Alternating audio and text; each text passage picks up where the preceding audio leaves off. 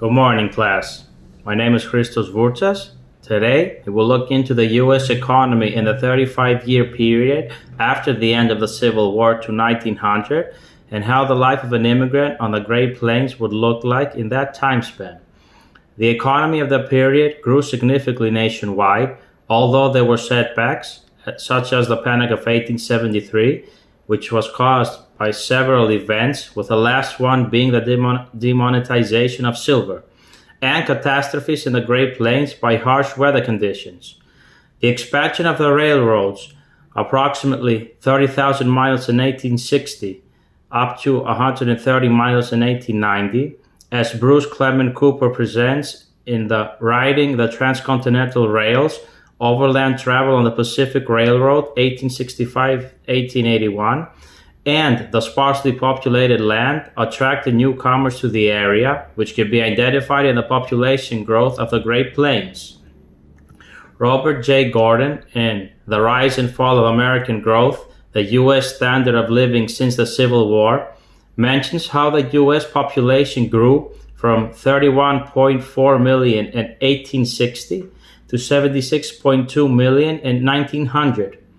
In such states as Kansas, Nebraska, North and South Dakota, population growth was unique.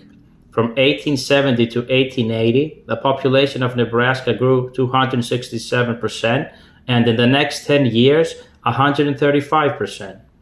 In the late 1800s and until 1900, many farmers lost their land as they were unable to pay their mortgages due to weather conditions leading to inadequate production. This caused many people to relocate to other parts of the country. Immigrants arriving in the U.S. would bypass the eastern and southern states and would settle in the middle states. They mainly focused on buying land close to a water stream and an area where there would be enough wood to keep them supplied.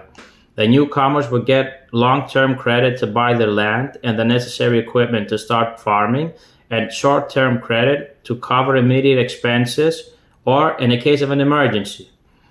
Short-term creditors were usually family members or merchants who ran general stores. Chattel mortgages were other avenues of acquiring credit, though it came to an interest of 3% per month due to its high risk. Long-term mortgages were more reliable as the interest rates were lower. Railroad companies and mortgage companies provided the needed capital at a rate of 6 to 10%.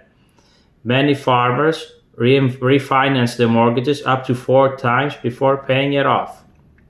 David Dambaum, in his excellent book Sod Bursting, How Families Made Farms of the 19th Century Plains, has many examples of the life of immigrants in their new homes in the Great Plains.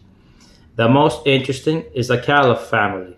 They were Russian Jews who moved to Devil's Lake, North Dakota by steamship and railroad. They settled in small shacks where they lived with 2 other families and their animals. They left accounts of the harsh conditions they went through, how they bought the land, and the setbacks from cloudbursts and hailstorms. They also noted that in the difficult 1890s, they still owned 3 shacks, which they had inadequate funds to heat, causing the family to move into one shack with the animals to save funds and fuel. Gradually, through hard work, saving money, and creating relations with fellow Jews who would support each other, the Califfs were able to build a frame house using kerosene and coal as fuel, and eventually sold their farm on a profit, allowing them to appreciate their hard work and live the last years of their life in the city of St. Paul. This is one of many success stories from the newcomers in the Great Plains. Thank you.